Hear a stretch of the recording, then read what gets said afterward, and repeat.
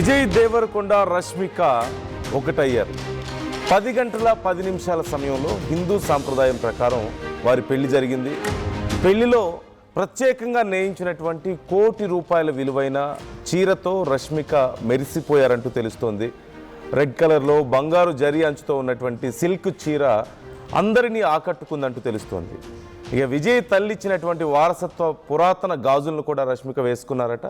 సుమారుగా 4 గంటల 30 నిమిషాల సమయంలో ఇక ఆ కొడవ సాంప్రదాయం ప్రకారం మరొకసారి వారు పెళ్లి చేసుకోబోతున్నారు. 2 సాంప్రదాయాల ప్రకారం, తెలుగు సాంప్రదాయం, మరోవైపు రష్మిక కుటుంబానికి సంబంధించిన సాంప్రదాయం ప్రకారం కూడా వాళ్ళు పెళ్లి చేసుకోబోతున్నట్లుగా తెలుస్తోంది.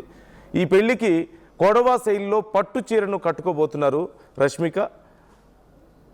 వెనక వైపుకు ఈ చీర కుచ్చులు ఉండేలా ఒక ప్రత్యేకమైనటువంటి విధానంలో ఆ చీర కట్టుకుంటారట.